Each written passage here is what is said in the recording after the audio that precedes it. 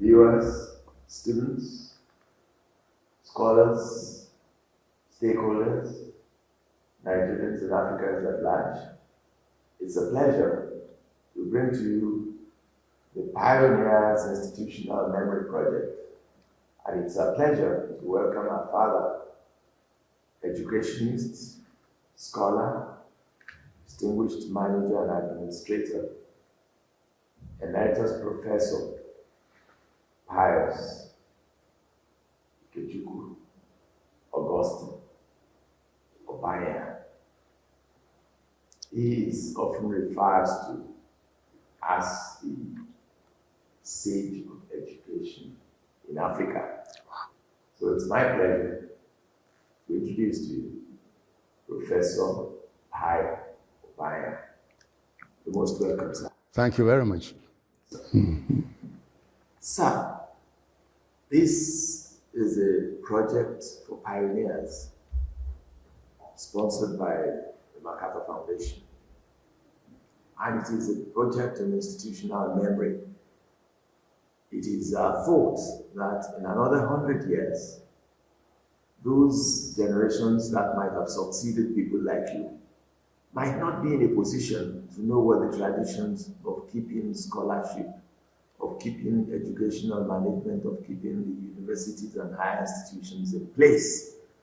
So we thought that it would be nice to have people like you record it and heard, such that people could go to the archives, they could go to the libraries, they could go to the university website or other websites and listen to you and get things to take away so that these institutions might survive. The days are evil for education and things are crumbling. So it is a pleasure to have you here, sir. You're most welcome. Thank you. Thank you very much.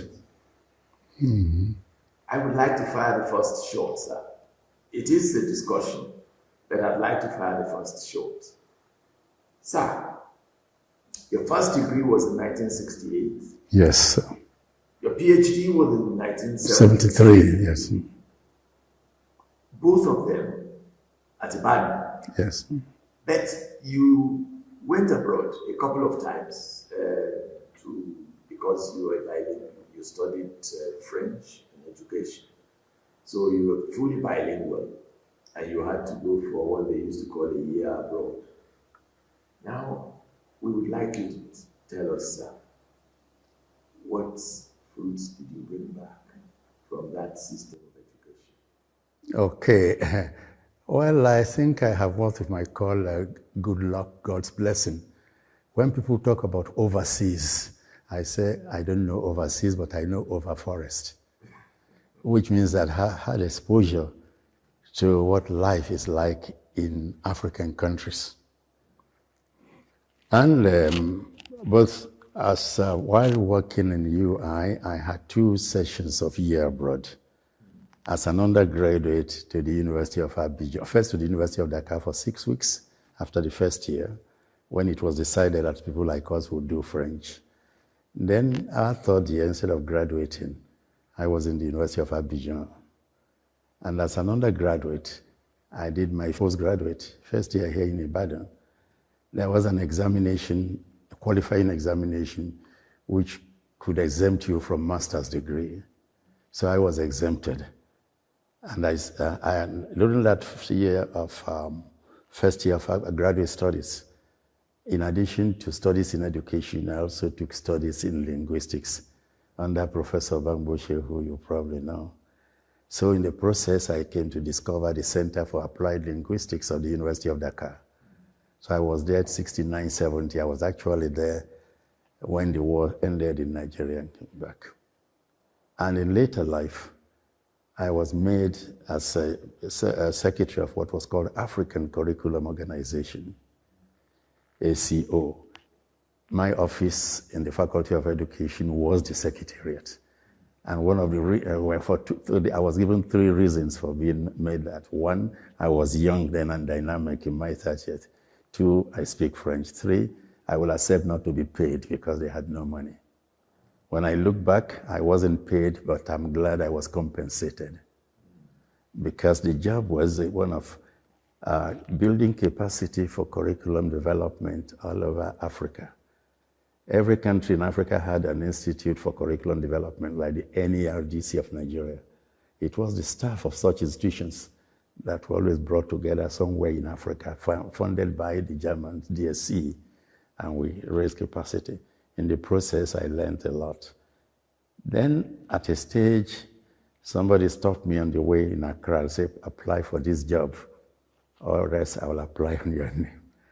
And that's what took me out of Ibadan in 1986 to the World Confederation of Organizations of the Teaching Profession in Switzerland. It is now called Education International.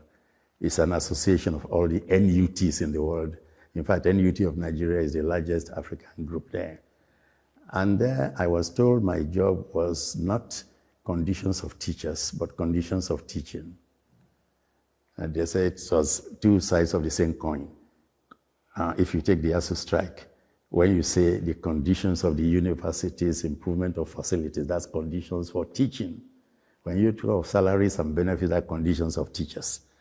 So I wasn't regarded as a trade unionist, but someone who developed in each of the unions in Africa in particular, have a section that deals with what they call PD, professional development.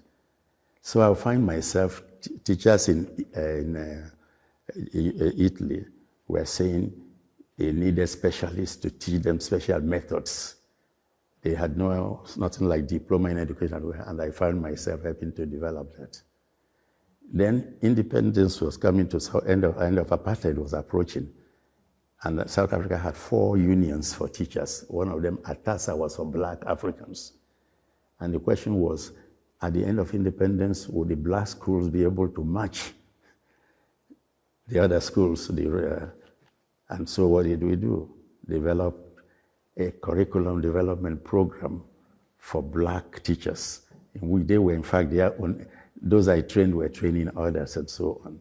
And at the end of apartheid, they found themselves as education officers and so on. And whenever they see me, they are proud of that. So what I'm saying that this exposed me to conditions elsewhere in Africa. And when I joined UNESCO too, I was head of the regional office for education in Africa. And being a Nigerian, when you get to a place, say, what do they have that we don't have? And that's where I'm coming to. That's what actually makes me sad.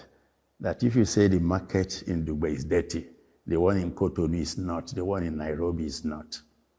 And if I was still living in Senegal, I would have come here on foot because the road would have had a pavement like this one, and I would have walked neatly. And if I was to go to a university that started the same time as Ibadan, Makerere, I'm not likely to see the big buildings I see here, but the substance is still there. And why is the substance still there? Those countries are struggling to develop themselves, and development is a continuous process. You don't say, I have developed and then I stay. So there was a time when, in the case of Nigeria, we say we developed. And I think since then we have said, oh, that's enough, let's enjoy. And we've lost so much of the past glory because of that. The universities have probably allowed themselves to be influenced by society. Although it's difficult to say which one comes next, whether it's education that transforms society or society that transforms education. Excellent. Thank you, sir, for this vintage information. Now, this brings me to the key point, what you said at the beginning. You had taught at all the levels of education Yes. in this country. Yes. The primary school, the secondary school, the university, that you had also worked extensively for organizations that run education in various facets. Sir, do you want to recall your experience, particularly in educational planning, in educational management, and in one of your very strong fields, pedagogy? Well, I think let's go back. my family came to Ibadan in 1945 from Jos. And we lived in what might call the poorest part of Ibadan then, Ekotedo, the great city. The advantage of that was that there was some communal living. It's as if people transformed their various village lives to the place. So the person you call Big Brother may be from another part of the country. In those days, we didn't know whether Ekpenyong was Calabar or Ibadan or anything. We didn't know whether Okereke was Ilesha. We were all, perhaps because in colonial times, everybody was fighting for Nigeria's freedom and not for it. But to come to that, everything you did, I didn't have the good luck of going to a grammar school or a teacher training college. So after St. Patrick's Abebi, St. Patrick's, Okekwadi, Salvation Army Ekotedo, I became a shopkeeper. And when some uncle came back from London, I had to go to study modern school, Emeritus and Michael's. And after that, they said I was a good person. I was sent to teach. But I always repeat this because my nickname as a small boy was teacher. And people said I could teach even things I did not know. And my only toy was the wall where I painted black. I could use any piece of chalk or clay. So that first day in teaching at a place called Akinsawe, not far from, what do you call this place? On Ibadan Iwo Road somewhere. My job that day was in a class as small as this. You had primary 3 here, primary 4 there. One was doing purification of water, and the other was types of leaves. I had no lesson notes, which was like a rebel, but I got water that had color. And that place was known for its ringworm sobia. And I got a product called alum and a white piece of cloth that has never been used. I got about 20 students, pupils to stay by the waterside, throw in the alum, go back, count at the count of 100, go back and look. And they saw the sediments. The reaction was, Ogbeleu. Then the debate went on. I learned whether it was still safe to drink or not, until somebody said the insects, that's what they used to use, would still be in the water. So we took it to the water, to the charcoal there, and boiled the water. And the argument went on. So I didn't know that the Catholic inspector was watching. And when I finished and he called everybody, my headmaster was like that. But he said, you see, this man has a gift. Straight from the modern school and teaching for the first day. So I think that when I passed what they call the civil service examination, I came to work in the secretariat, the Ministry of Finance, clerical assistant. But the moment I got my O-level, I resigned. And people couldn't understand. I went to the same Reverend Father I know Kelfa, and he posted me to Adeomo Secondary Modern School.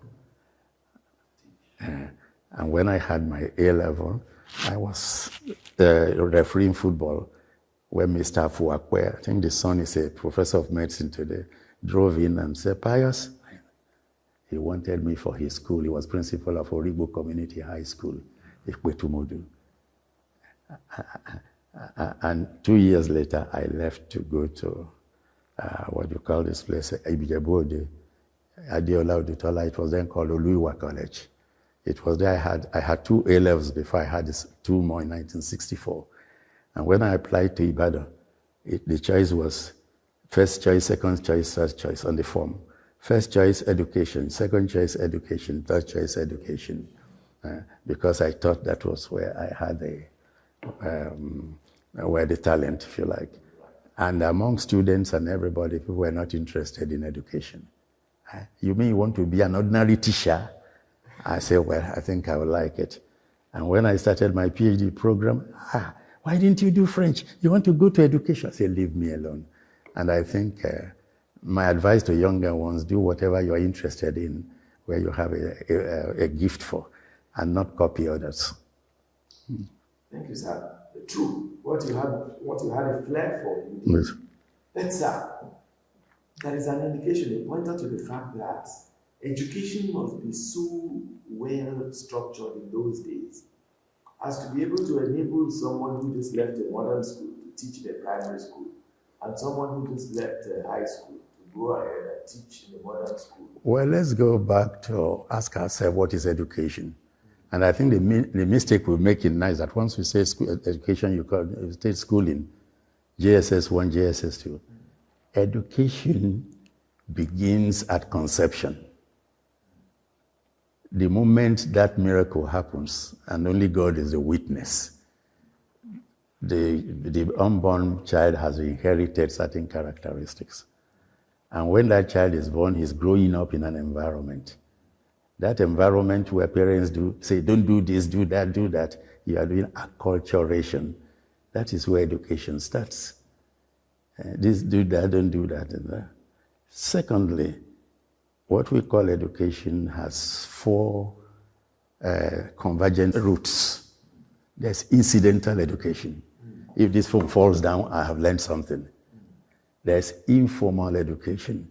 You are going through life, and as you grow, you are taking on new responsibilities. If you were a bachelor, the day you get married, that's another education you are having. And that makes for the fully rounded man. Yes.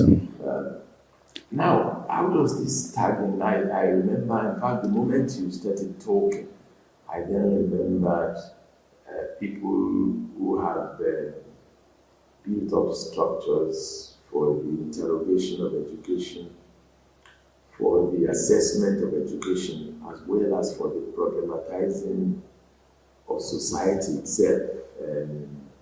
And Walter Rodney was one of them. In his book, How Europe Developed Africa. We also had others who were talking about different steps in education.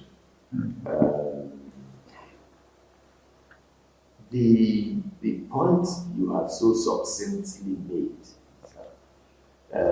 is that there are multiple paths to education. And that, but how does this crawl into the curriculum? Okay, that's one place we make a mistake. The curriculum is not a package. It's not a content. It's not a syllabus. You're talking about curriculum, you look at 3 dimensions. One is the wider society, the wider context. In other words, if you were training girls in my mother's time, you can say girls don't do science.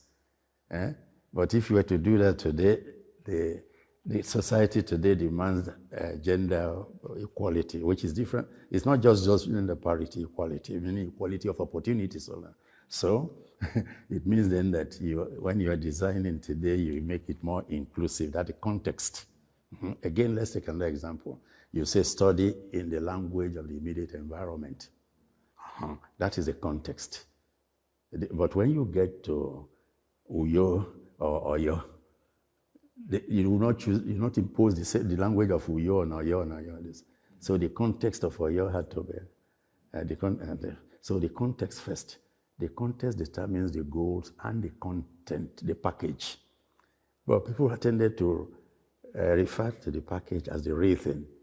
The package, the success of the package depends on the processes. If you say, apply the scientific knowledge to your daily lives, that's an entire goal.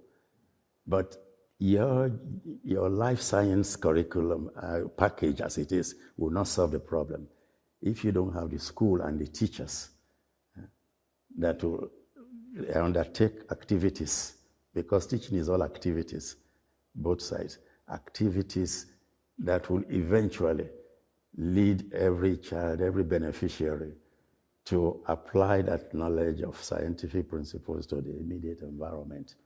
So our problem has not been the package. Well, there is a problem with the package in that things have not been revised over the years as a context outside as dictated. But Nigeria has in the process degraded teaching and teachers. In my father's time, if you were a teacher, you'll be the only one knowledgeable in the village. And if a child misbehaves, he'll be sent to the teacher. In my time, it has started to change because there were other facilities. So I'm a teacher. In fact, people call you teacher to look down on you. And today it has come to a stage where you no longer have people like I used to be who say education is first choice. And I ask anybody in the faculty of education to contradict me. The young person wants to do medicine. No way. Biology, no way. Zoology, no way. Let him go and do education, Ojare. And there's a story that Oga Fafunwa used to tell. No, okay. Yes, not Oga Fafunwa. It's a story from the north, where the young man accompanies his father to visit a prospective in-law. And the other man looks at him and says, "Oh, Karim, Abdul Karim, every inch like your grandfather. Fantastic. I'm glad you've come to my house." And he turned to Abdul Karim, "But what do you do for a living?" Very shyly, the young man says, "I teach in government secondary school, Azare." The young man said, "Okay, because of your family background, I will allow you to marry this girl, but make me a solemn promise." And the place was quiet. "Get out of teaching and look for a job." So the processes are not what they should have been because the teachers are no longer teachers. And we are teaching in this country without teachers. And what do I mean by that? I don't mean the numerical strength of teachers or teacher-people ratio. I don't mean that there are no people called teachers in the school system. What I mean is that you have, first of all, majority of people who didn't want to be teachers in the first place, people who had no aptitude for teaching, function in a society where even the student you are teaching hates to be a teacher. So people like us been inherited to go into a profession that they do not consider themselves. Well, even in this university in my time, I remember the dean of science wondering why every young person wanted pharmacy or medicine or agriculture. But the society does not know that the science, basic sciences, are the foundation for those places. And if anybody was to approach you today, help my child to come to this university, you have accountancy, you have this. Nobody goes to mathematics or physics or whatever. And if you look at the cutoff points, the cutoff point for basic sciences are probably lower because society's expectation is, he'll get in there and he'll start making money. And we come to a society in which money has replaced God. Forget about our churches and all that. It is how much you say you have that determines the type of prestige. This is a crucial, this is a key point, sir. You've touched on the nerve of some of the attributes that have now been imbibed as culture. Yes. And it's come to stay with us. And this itself is undermining the development of the society. How do you link this up with the pedagogy, popular pedagogy of the oppressed? Well, pedagogy number one, how I would have done it and what I do these days that I call educationeering. You don't change society by preaching to people. First, you lead by example. And most importantly, you allow people to to analyze their situation and determine the path in which they're to go. Let me relate it to a national headache we have, the out-of-school children.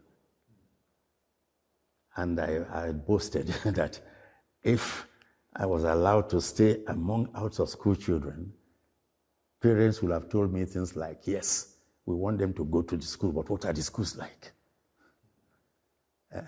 When I was promoting UBA, somebody told me why communities should be in charge. He said, I didn't read book, but I know when a teacher is drunk. I know when a teacher is careless. And if I ask the children, what did you do today? They tell me one thing. Tomorrow, the same thing. I know that teacher is not serious. So for us to imagine that we have to decree a curriculum for the cattle rearer, for somebody by the roadside and so on, will never succeed, because you don't develop a curriculum for the people, you develop it with them. So participatory processes where you engage with the people. If you are sitting on a mat, everybody sits on a mat, you'll be surprised what you get. And when you do that, they own the process, and they will be able to monitor and see what's happening. Because they are not saying the person who is a successful carpenter who didn't go to school is not necessarily saying the child must not be a carpenter.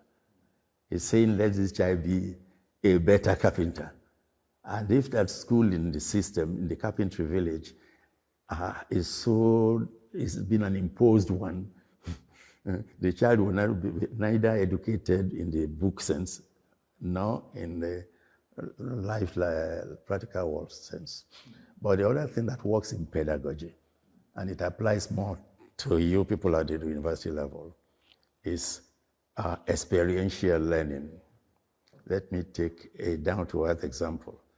You're teaching marketing in business administration, and you are busy with what Hodgson said and what Williamson said. Everybody will reproduce that to you, but will never be good marketers.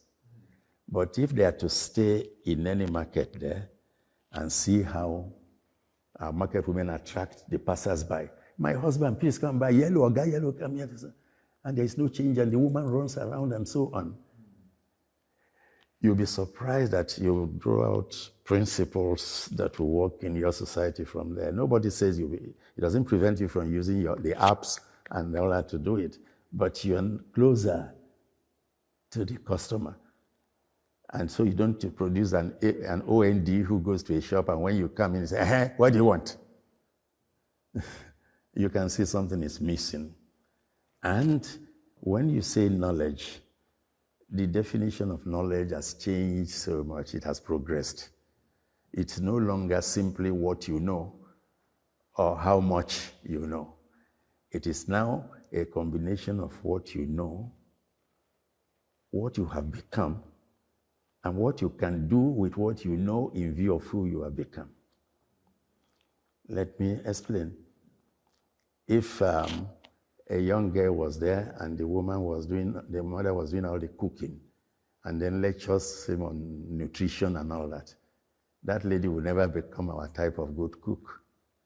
But if she was cooking along with the mother, again, that brings me to one pedagogical thing.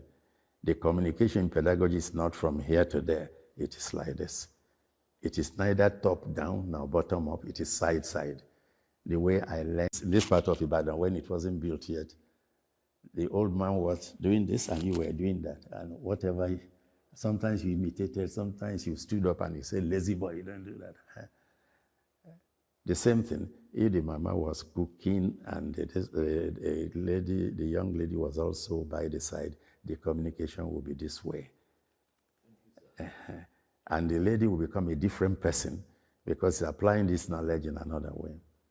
I have asked this question because I know that your analysis of education is lateral rather than vertical, and that you learn more that way rather than talking down and running things down the throats of students or learners or communities or people. And this exactly, sir, your model is the Paulo Freire's model, which we asked pedagogy of your place. How do we learn? Or how do we know that we have learned? Or that how do we know that we know? Thank you very much, sir. This is very interesting. And I know that you've always been a very practical person in every sense of the word. Those of us who knew you as our teacher are very happy to observe this about you, that we have used what you taught us to assess you. You are extremely practical, and you've always said so. You've been involved in so many programs, and your specialization is not limited to pedagogy. You've talked about training, you've talked about programs, you've talked about curriculum, you've talked about strategic planning, and you've talked about language education. In all of this, I don't know how, because you are so good at it, as if you were born with it. I don't know how you are able to find your perfect balance in all these small things. Okay. First of all, division of subjects into even subject matter or presentation is all artificial. Wonderful. Artificial. Wonderful. And one thing we've done wrong in this country is to have curriculum apartheid at two levels. One is you are science-based, you are science biased, you are arts biased. One is because you are a girl, you can now do this. And not to talk about the interpretation we give to each subject. And that has to be corrected. I was for 3 years chairman of Council of WAEC. I made 2 discoveries in quote. One is that the Ghanaian student who is said to be science biased will still do integrated science at SS3 level. And the one who is arts biased will still do integrated science up to that level. It's only in Nigeria you say, when you ask a question, oh, I didn't do history, I didn't do this. 2 is, you get to certain parts of the world today, whether it is physics or chemistry or what they call applied maths, you find the girls are there like any other person. For 2 reasons.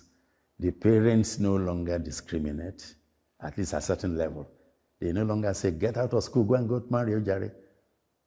And the girls are even not prepared when you talk about marriage, they too want to get settled. And the marital life is also changing. It's no longer the man as the oga supplying everything.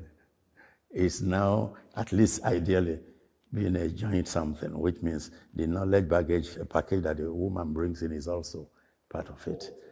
But then, in actual life, can you be a magistrate or a judge today and not use a computer? Yes. Or can you be that well-known, or what do you call it, engineer, and you're not communicating with the others you're working with, you don't know how to manage people and resources? So there is no need for the artificial barrier. People have the good luck of going to the United States. You've come to study mass communication, but you must do two semesters of natural sciences, 2 semesters of this and that.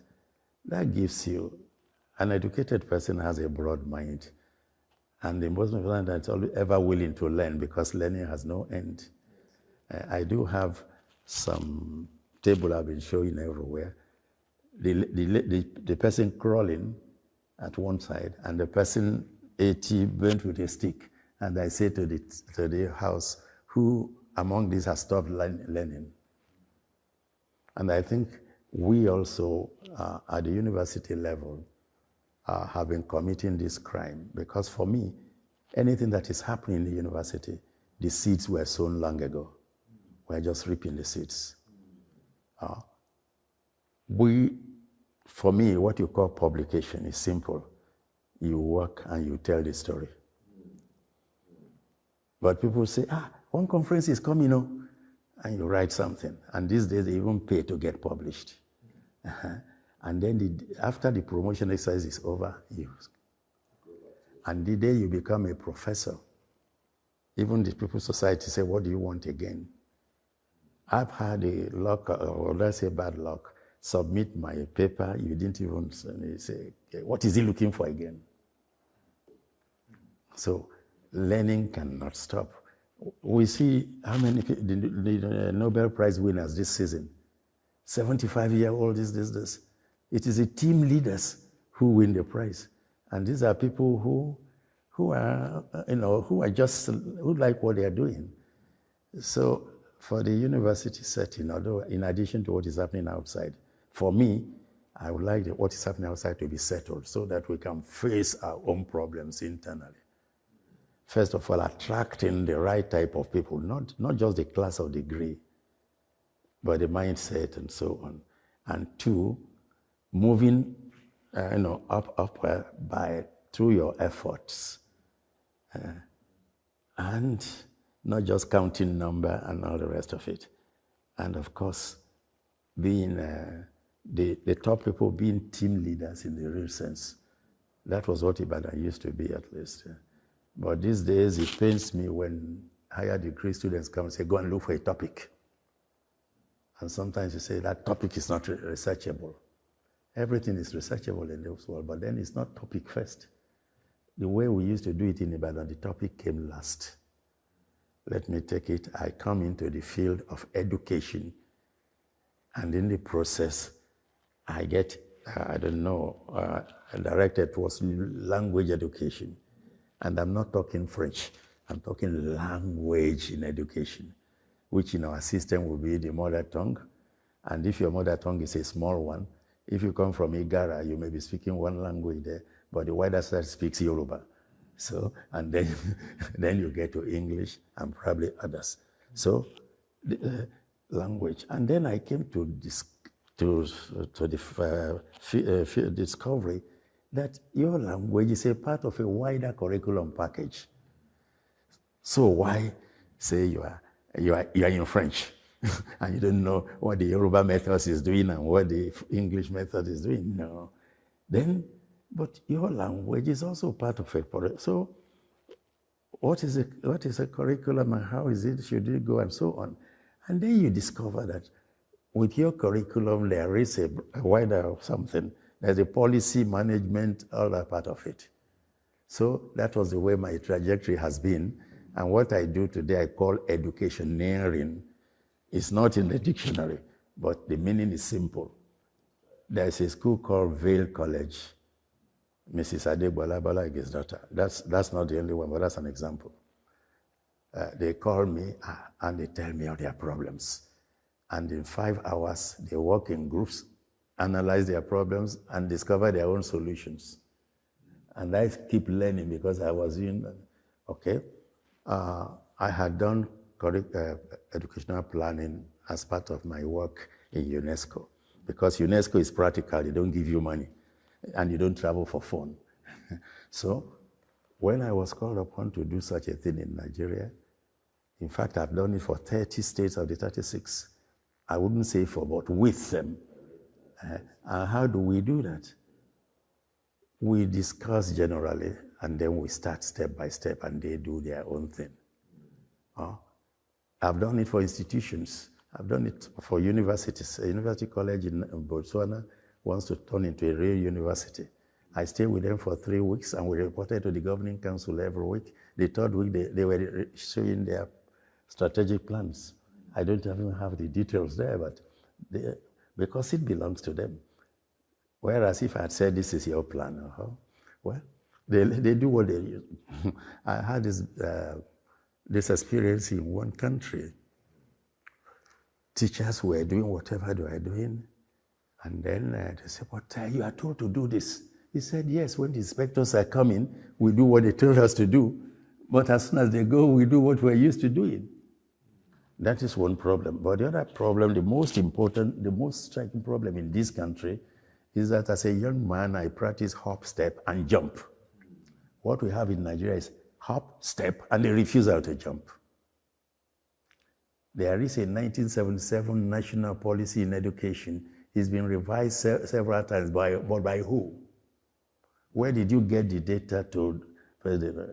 And so, and people, when I went to study Faculty of Education in LASU, I made National Policy Education 101. Because everybody just says 6, 3, 3, 4. The thing is a lot more than 3, 3, 6, 3, 3, 4. That one is just the skeleton. And so, but today, anyway, when it was established, Dr. Shufolaho was made chairman of the implementation, it was a unit for the implementation of the national policy. Dennis Okoro, who is still alive, was the secretary. Where is that structure today? When I went to, the word they called UBE came from my head. I didn't know what was carried to me. The minister invited me to a meeting of the whole country. They were discussing UPE. After 2 hours, I changed the narrative and I had to answer the question, what's the difference? And I said, simple. I was part of the organization of the World Conference on Education for All. And each country was to define its formal school equivalent formal school, not the others. And so the ministers of education decided of Africa should be primary plus junior secondary. And they had two reasons. Because education for all means, basic education means bringing you to a level where you have learned how to learn. Because that's what you do throughout life. So they said at the age of 11, 12, the world has become so complex that you wouldn't have learned the basic things you needed. 2, you cannot throw 11-year-old into the world. So they said, they didn't say 6 plus 3, primary plus junior secondary. For those of us in Anglophone West Africa, it's 6 plus 3 because that's the structure. But in Francophone West Africa, or Francophone Africa, junior secondary is 4, so it's 6 plus 4. And East and Southern Africa, where they had at that time 8-year primary, it was 8 plus 2. So people defining UB as 6 plus 6, 3, 3, 4, whatever, is because they've left the flesh and blood and they're talking of the skeleton. And whatever it is, there are reports. Oh, I didn't do that. There are reports and reports on them, but where do we go from there? The 30 states for whom with whom I developed strategic plans, where are they today?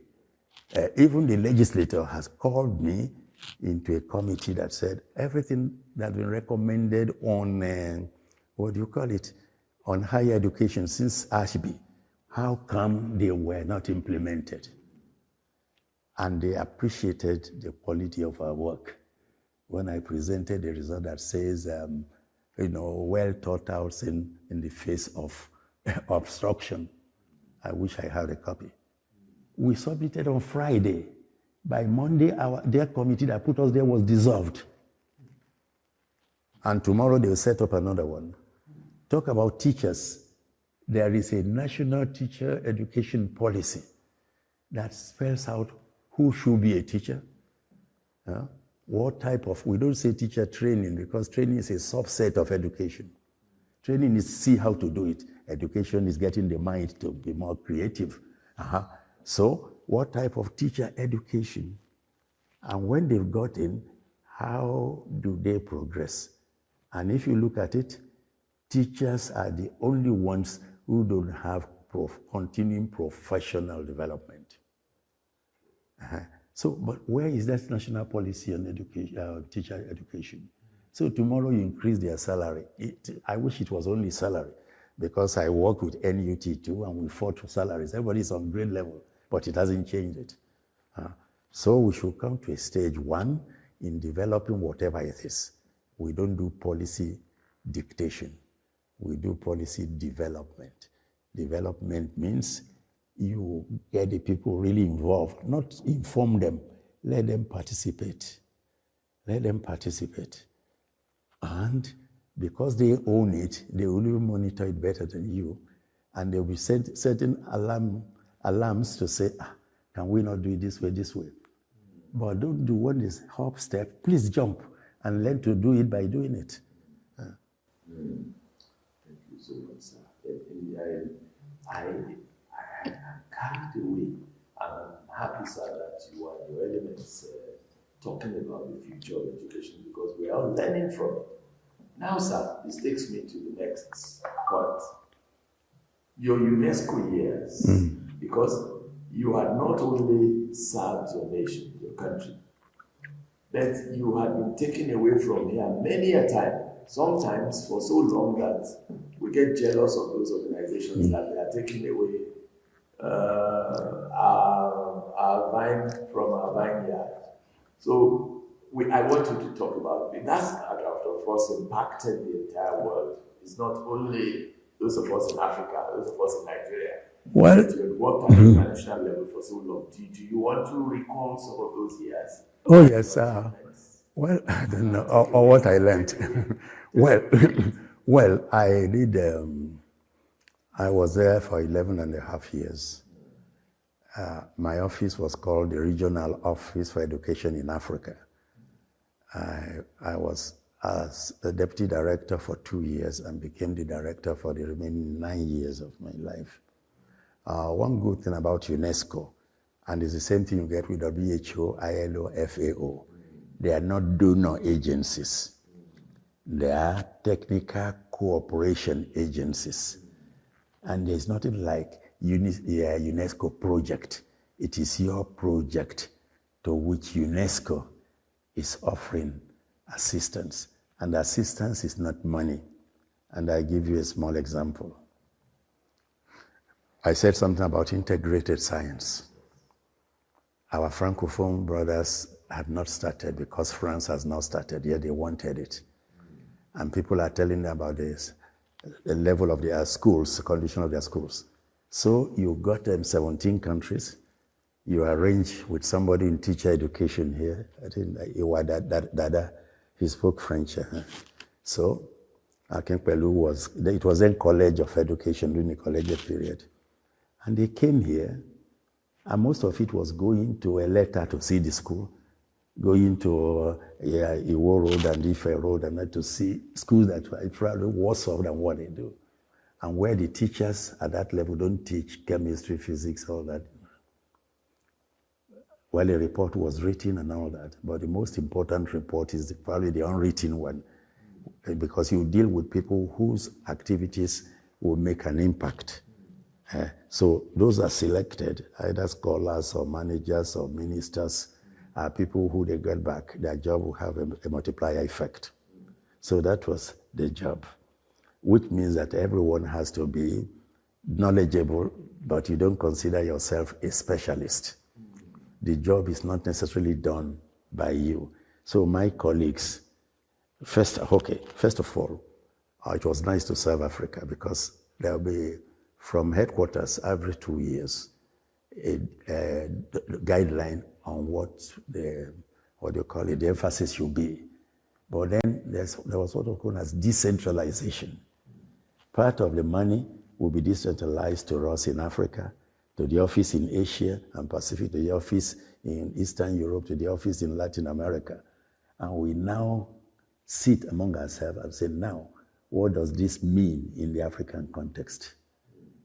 That's what decentralization is. In other words, we are responsible for how it goes there. And depending on the money available, we will decide how to bring people in. If we have money, say for 9 people, there was always a map of Africa to say, one West African Anglophone, one West African this, one Indian Ocean Island, and by the time you get 9. And the job of the person in the office is to prepare a working document.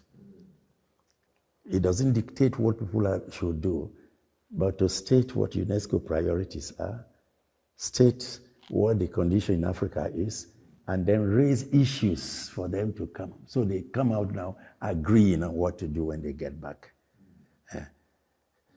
So the experience number 1 was working in a multicultural environment. Then you discover you could be bilingual without being bicultural. Yes. Yes. So you say you speak French. Well, there's nothing wrong with your grammar in French. But there are ways of reacting that is peculiar.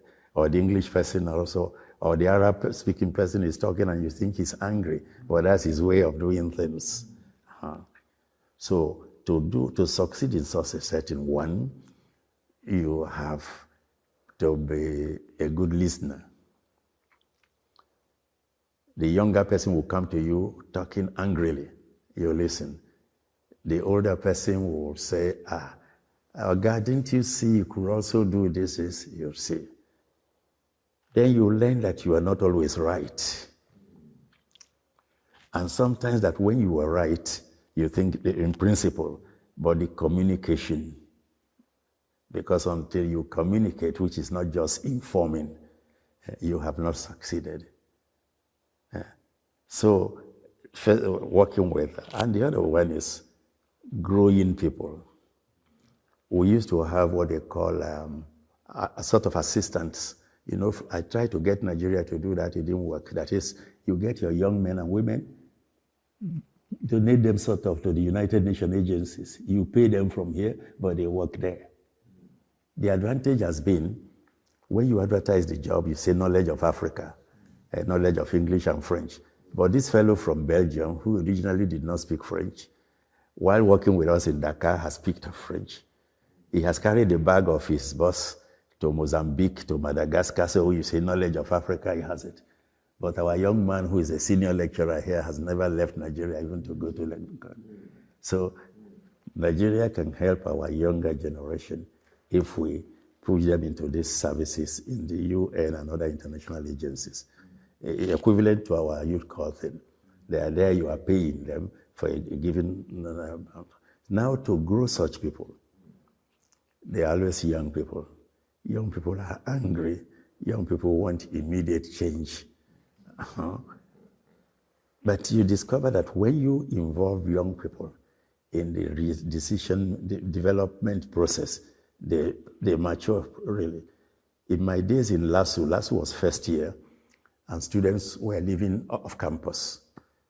The same President Buhari was military president. He visited, and when the VC was talking, he said something nice about the off-campus arrangement, but he didn't hear the murmur in the crowd. So when they left, I called him. How do we solve it? I got Miss Simpson. I learned into him recently. She was the youngest lecturer, 27. She led a group of students that went from so-called places of residence. And when they presented their report, we were all surprised, pleasantly surprised. The report led to landlords putting in security and toilet facilities in there. And two, we discovered they even preferred students because students were paying rent. But if you had just said, from tomorrow, this is what will happen, many people will clap for you and say, yes, sir. When they go back, they do their own. Policy dictation is what, so first work in an international setting, what you call tolerance, what makes you humble to know that knowledge, and then communication, which is not just issuing circulars. Be a good listener first, you know that, and this idea of growing people, even whether they are 50-year-olds, because in principle you didn't have young people. They were supposed to be advising. So when you advertise, there is no 35-year-old who can get the job. So building people will be in terms of knowledge, because what you know over there is different from the way we do it here. That doesn't mean you cannot change things, but you have to understand what you are changing. The experience of UNESCO, yes. Yes. So, the other thing about the experience, because I started on the human side, because without human beings you can't do anything. The most important one is that you became a spokesperson for Africa, because you've seen how things, conditions under which people work in Africa. And in being a spokesperson, you are doing it in two ways. One is to show that Africa also has a lot to contribute. Like they were writing World Education Report, and I brought Yaloye from here. Very true. Yes. And you also had a final report on the state of education in Africa. I copied it from. When I joined UNESCO, the first contact with the Oga Patapata and the Oga of Education was, one, we must start an International Teachers' Day. So when they celebrate, I'm happy to see it. The second one was World Education Report. I brought Oga UNESCO to join them in writing the World Education Report. In later years, I wanted to call it African Education Report, but this idea of listening to people, yes. One of us just said, why not the state of education in Africa? And that. So in defending Africa, one is that you show that Africa is not just a beggar. And two, that even in traditional Africa, most of the things you call modern pedagogy was already there. And it was in Norway I told the teachers about blind diagnosis. You are going to help an African country and you immediately imagine they have no this, they have no that, they have no that. No. You go there and learn and use that learning because everybody is looking for improvement, but you see what they are doing first. So, and that's defending Africa to be physically involved in whatever is happening, intellectually too, and that you don't do anything for Africa, but with Africa. Excellent, sir. Excellent. Now, this has brought a crucial point. The fact that most times now, the providers of funding, those who advertise fellowships and so on, is or come from the north, the northern hemisphere, mostly. And Africans are seen as applicants all the time. And it is also true that what you are competing for is not in fact in the interest of the others. Oh, yes. You are going to work to be able to add to the compendium of what other people want to know or what they want to gather data and statistics on. Now, how can we reverse this? Because the truth is that Africa remains poor. Yes. Yeah, I think taking Nigeria, but with both sides, the society has to create to stop all this contractocracy and let people who have ideas and they push become the business people. A business person is in a competitive environment. He wants to, the akara seller here wants to sell better than the one next shed. But if one of them can get government contract to supply akara, she will stop working.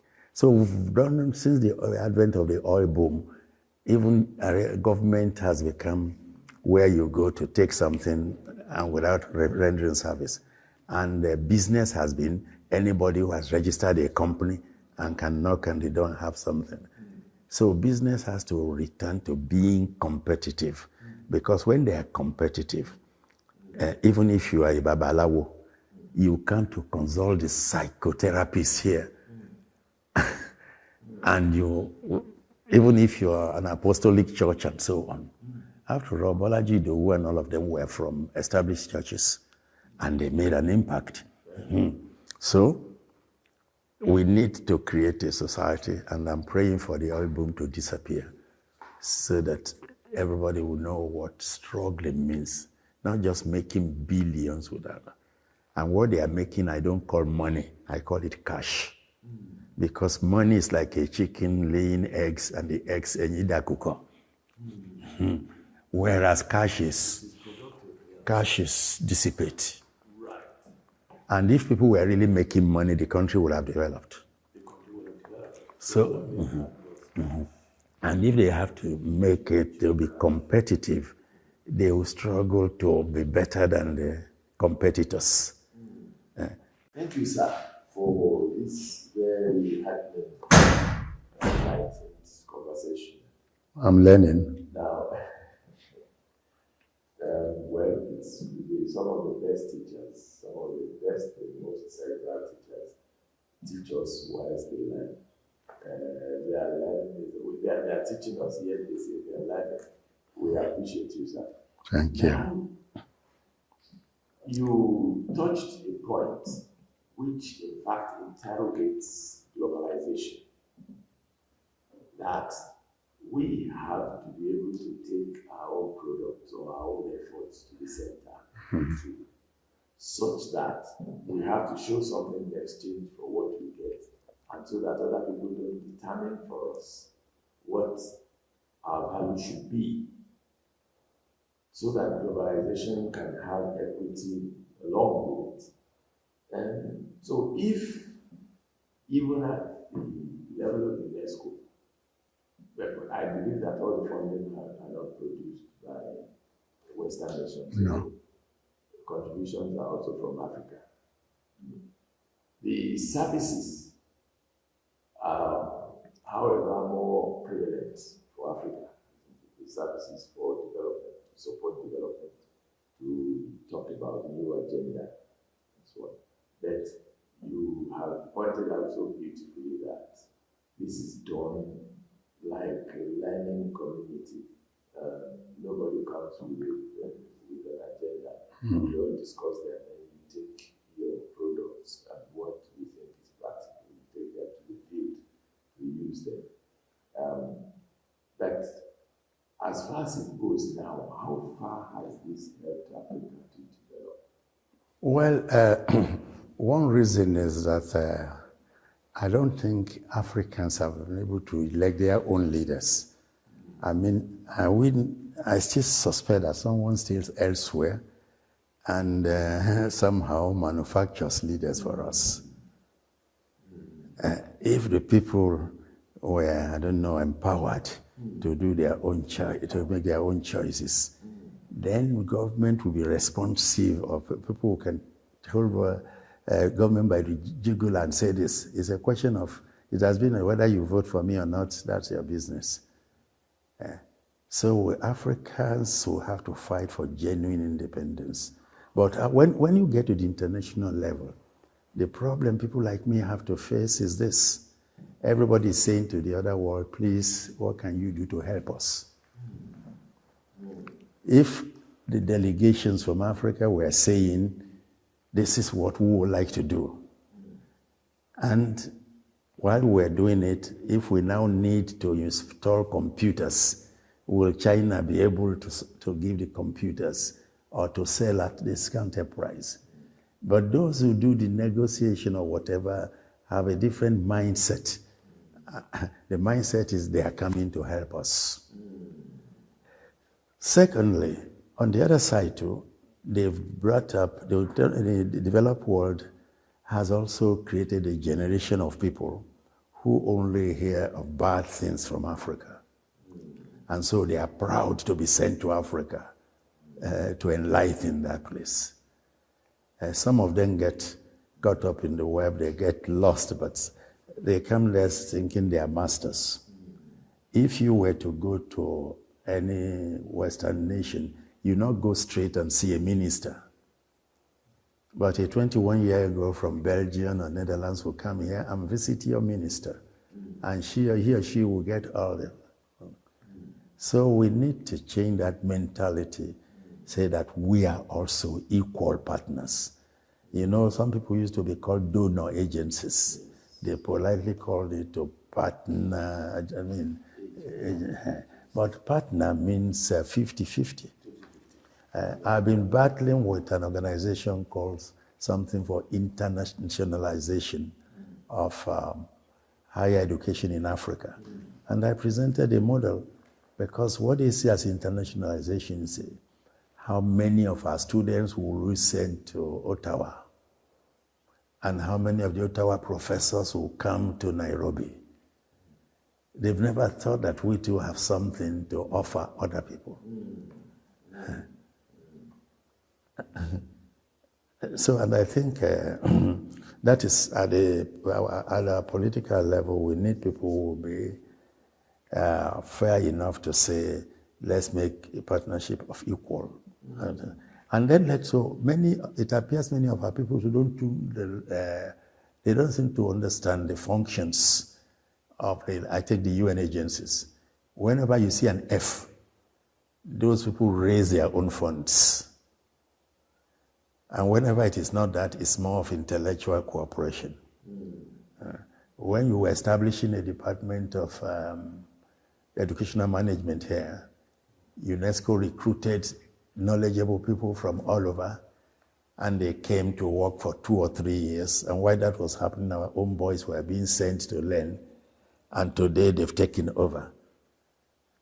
What you have as forestry today, nursing, and the extension of agric, and even extension of the library. I lived through it in Professor Lambo's time. Part of the funding, especially for equipment, came from the outside world. But the design was done here. And that's why they are still there. Otherwise, you see certain things are inherited. For some time, they go dead because you were not there at the design. Yeah, that is correct. That is correct. That is correct.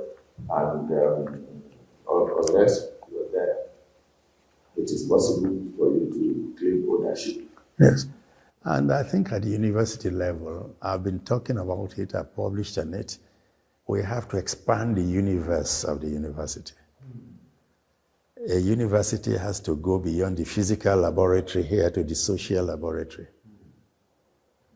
If your field, I think medicine was doing it one time with the Buora then, and you can see the research on Oriata, if it was even well known.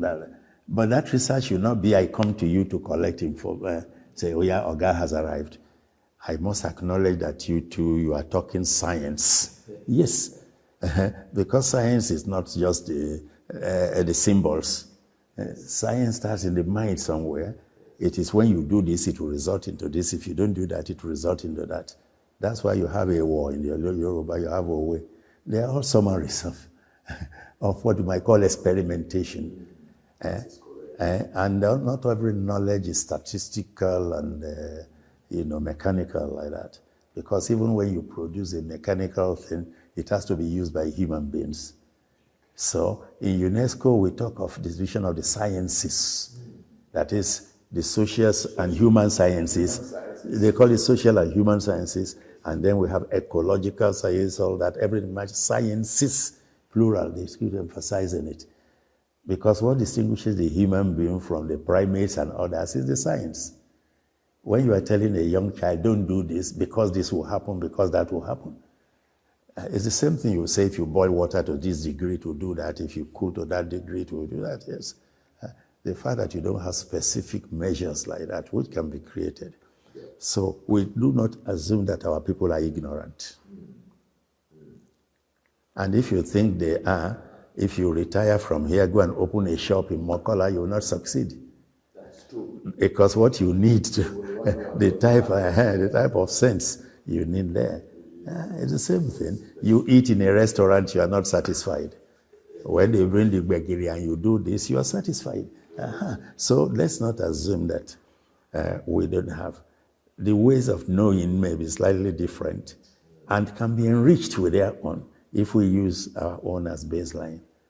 The Chinese still eat with their sticks and there's nothing wrong with it. People still eat raw vegetables in some part of the world. And then they induce us to eat it. Somebody brings you cabbage and says you forget the effort you are eating. We've not sufficient. I'll say, oh, use the toothbrush, forget the orange you are using. It could be that if we work hard on the orange, it will be a contribution to the rest of the world. Ugu is now all over Nigeria. Akara is all over. You don't even know where this thing comes from. Edika Ikon. So that's how civilizations grow. Give and take. Thank you very much. At the risk of boring you, because you've spoken for a long time, you have the authority, sir, to say we should stop. No. But, let's go on. Now, back now to the future. How do we now look at our first-class universities in Nigeria when we started in 1948? Yes. First of all, educational systems don't exist in a vacuum. Nigeria needs to dialogue on a national future. What society and what do we mean by development, what parts, what do we have now? Because development is where are we now, where do we expect to be, and how in a systematic manner we'll get there. So we have to think what nation, so that whatever we're doing contributes to nation building. That should have been the writing point. But it is also possible for higher institutions. First of all, before we go on, let's stop the creation of new universities. Because so that whatever we create will become universities. And that applies down the line. because there was a time we built grammar schools everywhere and they didn't. So let's, for the time being, stop the emergence of universities, both private and non-private. 2, get the university operators to see themselves as one, not as rivals, so that when we sit together, we say, now, in view of the future we envisage for Nigeria, what should be our role? And what steps should we take to achieve these goals? But whatever it is, there is no way we can avoid 2 things. One is excellence. And for me, academic excellence is a tripod. I don't say, when people say teaching, research, and, I say no. To me, it is knowledge creation with knowledge dissemination, with knowledge sharing. And the 3 must be, when you merge them, you don't see the difference. So that person, and for you, the practitioner, 3 C's, a consummate researcher. In Yoruba, I know to welewu. Consummate researcher. That's what makes you work at 6 p.m. in the office, work on a public holiday, because you love what you are doing. Consummate researcher. Then creative teacher. To be a creative teacher is you see the circumstance and you adapt your method to the circumstance. And it's not this is the way they are doing it. And then a committed change agent. I take an example. S.T. Badger, teaching French, in a secondary school, and when Nigeria decided to teach integrated science, okay? Every summer, you are dealing with teachers of science. Every day, you are going to school to see what they do, so that when you organize your courses, they are responsive to teachers' needs. And your students are going experiential learning to see how it is done elsewhere. You imagine there must be a laboratory. Then you see those who have no laboratories and they are working. That changes you. But you are changing them too, because that's where you are a change agent. Not only are they reading your books, they are imbibing your ideas, they are returning to you with the new ideas they formed.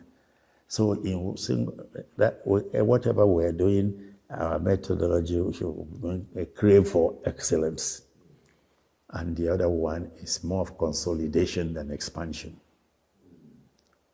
I take the faculty I know best. It was Institute and Faculty of Education. The Institute came first with extramural studies, and the effect was felt everywhere. When I was teaching audio, we received Western Nigeria Library every week, and we listened to the radio. I was teaching in Merchant of Venice or whatever. It is taught on radio this evening. I copy from it. Then it became a faculty. Institute separate, faculty separate. And we grew up where they had three, what do you call it, departments. Today, I don't know how many. There is a department of arts and social science education, a department of science and technology education. Even physical and health has broken into 2. And it is the same with agric and forestry and veterinary. We see that growing. We even have a faculty of economics. That is correct. So to make an impact and to show that knowledge is not something you can dissipate, I think we should stop this. And then UC has to come in here. But everything depends on who you put in the NUCs. So crave for excellence, cultivating excellence becomes a culture. And it doesn't mean you are a researcher, you are not a publisher. You're right, you cannot teach. So consummate researcher, creative teacher, committed change agent. Then instead of dissipation like that, can we also find a way of putting our resources together? If you have 2 universities that offer agriculture in this country, it will be more productive than having 10 of them. And then the idea of specialized universities. I think here we have to copy from outside. That because this place is called the University of Science and Technology, doesn't mean you cannot teach economics and all that there. They may not contribute, they may not be separate departments, but you don't limit them to handling machines alone, because it's the human being that made the machine. So that's why in an American setting, there'll be language, there'll be social and human sciences, and there'll be pure sciences to go with your technology, with your agriculture. Because most of the prizes, most of human progress do not come from those applied sciences or applied social science. They come from the basics. And we must strengthen those basics. And if we are craving for excellence, it starts from recruitment. It starts first from the governing councils. There has to be minimum requirements for serving on the board. It's no longer a question because somebody has held an office somewhere. I do subscribe to the idea that board members will come from cross-disciplinary whatever, because it pays. But to just put anybody because he's held a political office or because he comes from there because we know him or her, they be coming for the money they are getting only. And if you see the pressure they bring on people because they want contracts and things like that, yes. So, because that will influence, you being a Senate member of council will be fighting all the time because, and of course, leadership selection within the university system. When Lambo emerged, he had already made a name, not even being in a university in Arrow. As a future, given the value in which we are now, given this deep depression, and very worrisome and agonizing nightmares that we're going through, we're seeing with our children back at home, idly doing nothing, some of them drifting into all kinds of things. What is the future? I know that you have said something similar to this earlier, but what will be the future for education and the future of society itself? Yes, when we see the youthful population, how they are growing, we've been warned before that this could be an opportunity for redevelopment as opposed to growth. But it can also be a time bomb. The time bomb we're beginning to see, because when the youth get angry, you can't stop them. They are angry because they have no hope in anything. They have no place to run to. And we must, in whatever we're doing, involve them. I'm not saying that a 40-year-old should be president, but when we're discussing that our tradition that says you and a small boy, I think just as we talk about girls and women and all that, villagers, everybody must be involved in the development of whatever ideas.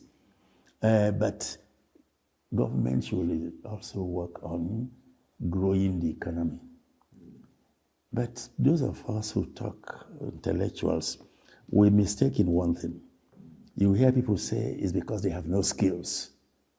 The employer say they have no skills.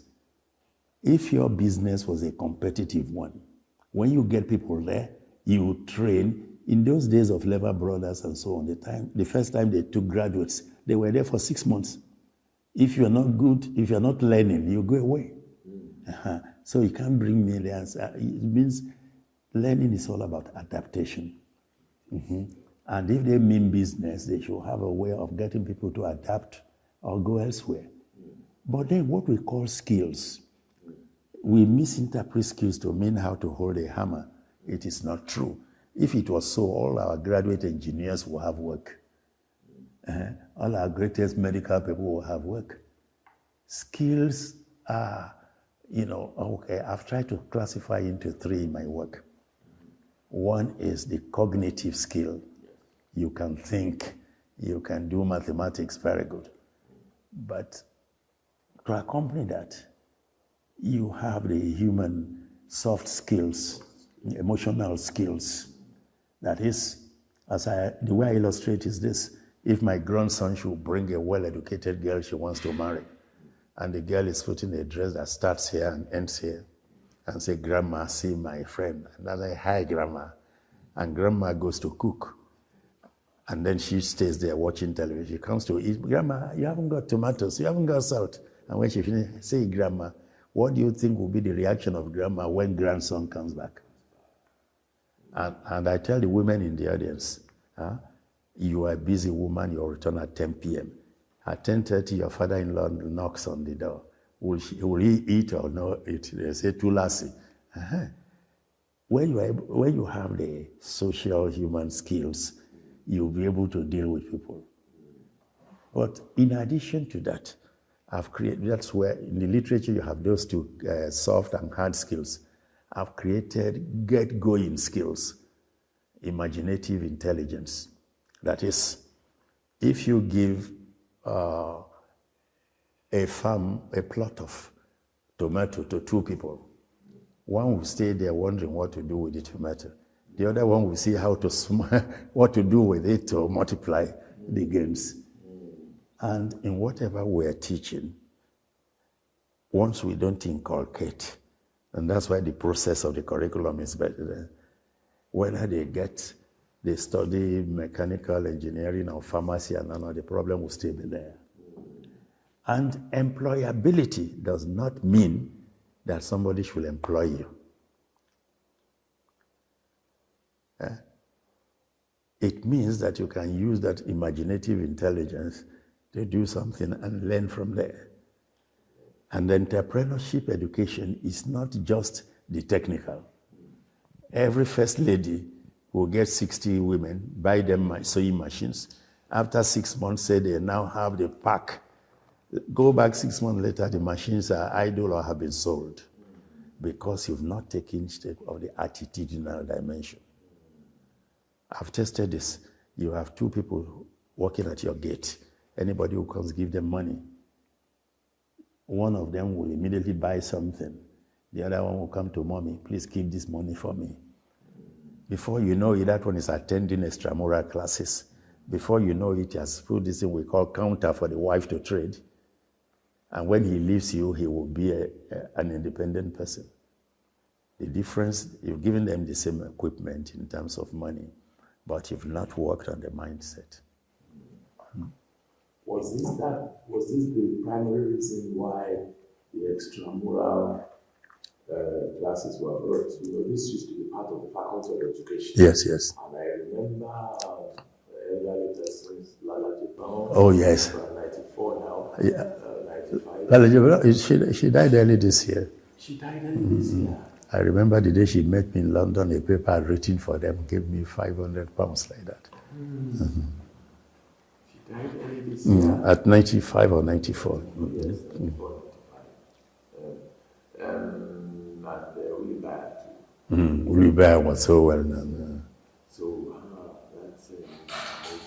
Was that the primary reason or the motive for bringing the extramural unit or department close to the Faculty of Education? I wasn't there, but extramural says what it means, outside the walls. I think the problem is it wouldn't have mattered where you put it. Right. But those who took over did not do that. And I think every department must consider its extramural section, what I call the social laboratory. Right. That's first you'll be enriching the content and all that, the orientation of your curriculum. Right. You'll be preparing these people for life after school, and you'll be influencing practice outside. You have Department of Library Studies, but before it started, the states, the regions had library services. Here in Ibadan, where you have the central bank now, was a bank. Ononyo, as you go down there, Agodi Gate was one, and we prided ourselves without taxes in being enrolled in all the three. And how come they are all dead? Yes. What about the home libraries? So, and then now with digitalization coming, how do you apply it? It doesn't replace what is there, because like technology cannot replace the physical teacher. In the hands of the creative teacher, it will perform wonders. Right. This idea of this is why they do it all. Everything they do now is based on what has been happening before. And you don't change things by bulldozing. You change step by step and carrying the people along. What would be your parting word, sir? Parting word is one, I share the motto, right, the spirit of the project you are engaged in. Our higher education system needs to be revitalized. There was a time, I'll tell people in Sweden, I'm from Nigeria, they wouldn't know where Nigeria was. But when I say Ibadan, and you picked up any journal of whatever. There was a time, I didn't read history, but I read every book that came out of the Ibadan history series. And I was happy when I get to this, say the Zulu aftermath, and they are reading. I went to Senegal 65. Some people came from the Gambia, from a teacher's college. Their book was by Reverend S.A. Banjo, an West African teacher's handbook. The way you defend thesis in Francophone Africa, there will be an audience. And I attended one in psychiatry, and it was Lambo quotation everywhere. The book by Elias, The Nature of African Customary Law, is translated into French. I sit in an audience and somebody delivers a lecture on Chinua Achebe in French. How wouldn't I be happy? So we want to go back to those days. Each department should say, the university, first of all, what will be our goal? And this goal must include excellence and expanding the universe of the university. And it should include,